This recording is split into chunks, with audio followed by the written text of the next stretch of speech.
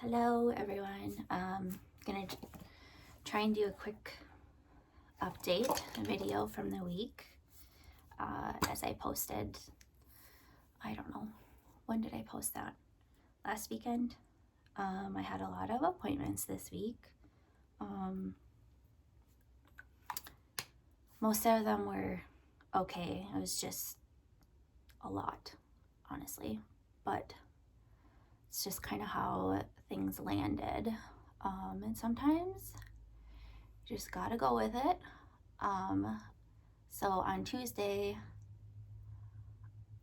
I had a couple telehealth calls, and some I was able to just take in the car while Ben was driving. And that was good. It was a good distraction too, because I often get car sick, and so I just didn't really have time to think about it. And then he took me to a urogyno appointment, and this is a new doctor that I'm seeing at Health Fairview. Since I've been working with Fairview in the vascular clinic and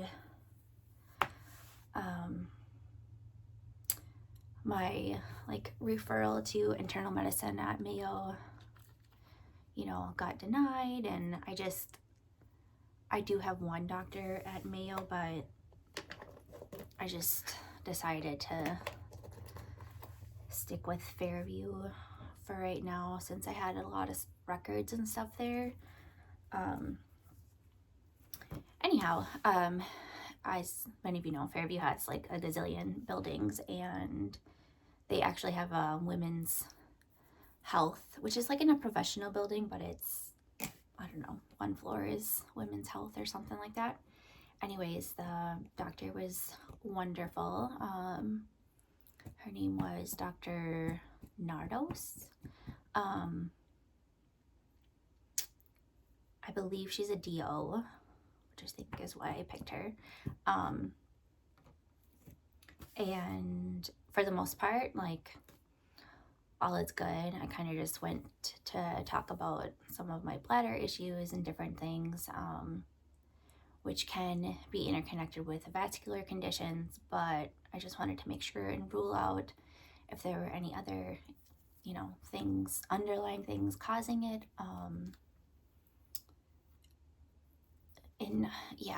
She didn't find really, she was actually kind of surprised that most everything was good. I was obviously happy about that. So I do have a mild case of a pelvic floor organ prolapse. So she did recommend doing some, pelvic therapy. So I will talk to my current therapist and see if I can just integrate that into it, or if there's somebody else that I should see, just because I know they usually recommend you see some sort of a specialist. But anyways, TBD on that. But either way, it was a good appointment. And then we were able to go to his sister's house and rest and hang out for a little bit, which went pretty quickly. And I had another telehealth call, but I was able to take it while laying down, so that was kind of nice. So I could at least rest a little bit. And then we went to Theodore's soccer game because I was in Delano. And that was nice. It was a nice day. I just was really wiped by the end of the day. The next Wednesday I had just had a lab test to check my prolactin. I check it every quarter. It actually was in normal range this time, which is good. I kind of suspected it was the last time I got it checked in May. It was high and elevated, and when I had met with my endo at that time, I didn't want to go back on the medication just yet because I knew I'm still kind of working on a bunch of other stuff, and I just didn't want it to, when I've done the cabergoline before, sometimes it overcorrects, so I have to take like a really, really small dose, which again, is totally fine. It's just a little bit more to, one more thing to manage because you only take it like once a week. Anyways, over the summer, I could tell that it was like still high for quite a while because usually then my boobs are sore, and you know, they feel fuller too, which I don't hate that part, but at the end of July, I started taking L-theanine, Ganoderma, and just 10 milligrams of melatonin at night, which I was already doing, but just adding in those 2 other supplements to help my adrenals. And I did definitely notice a help with my adrenals after starting those, but the other positive effect is that it helped with my prolactin levels. So yeah, so anyways, my boobs were, you know, less full and they haven't been in as much pain. So I kind of assumed that the level was better. And right now I don't have a repeat scheduled for an MRI or anything, just for my, like, the pituitary adenoma. It's a pretty small nodule. We don't really know for sure if it's connected with the prolactin or not. So I guess the last 2 scans I had, it stayed the same size. So I guess that, I mean, it's good. Obviously it didn't get bigger, but I think with the cabergoline, like, she thought it would probably reduce in size, which it did not. But it's not really causing any other issues or anything, so not a big deal. As of right now, my postural tachycardia this week has been absolutely awful.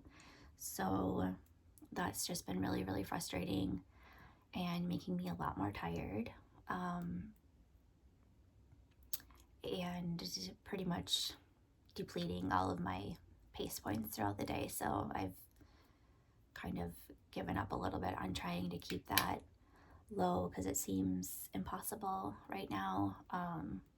I'm pretty sure some of it just has to do with where I'm at in my cycle because the luteal phase sucks. And it just caught, I mean, my temp's elevated, and so then my heart rate's elevated, which is, kind of common, but it's really hard when I'm sleeping if it stays above the 80s, because then it thinks I'm in activity mode, and therefore I'm not getting into deep sleep, and just not getting quality sleep.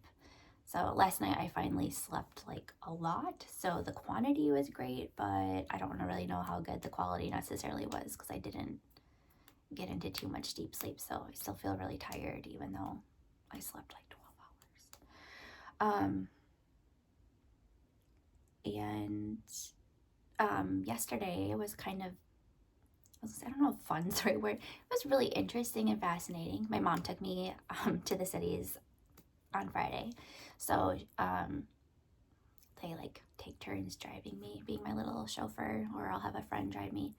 But the first stop was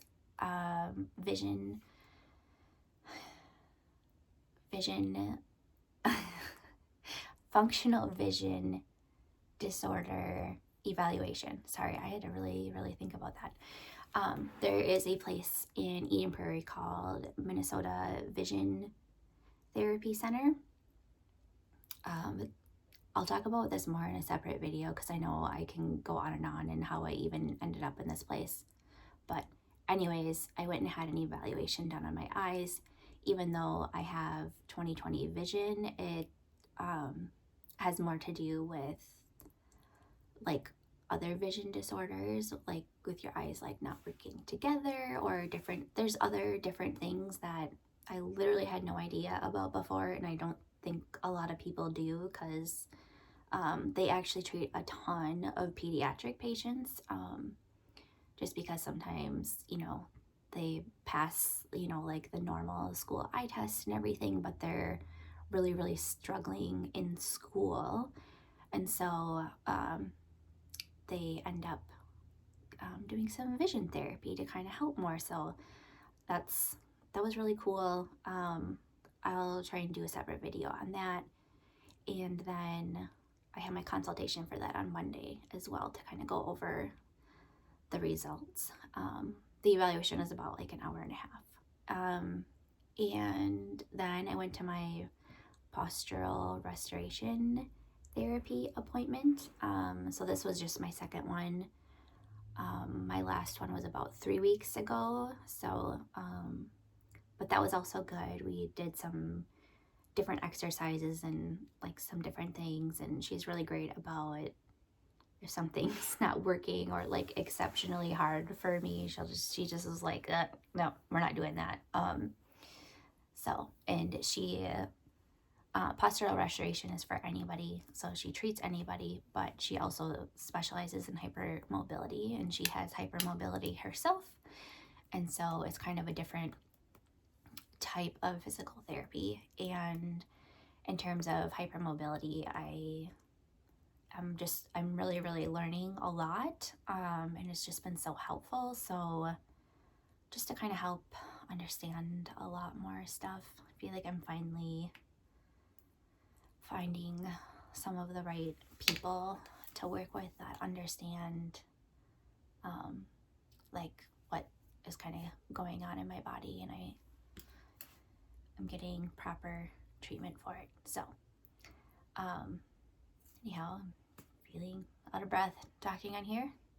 I'm tired, so I will try and come back and do some separate videos to go more in depth over some of the stuff. All right.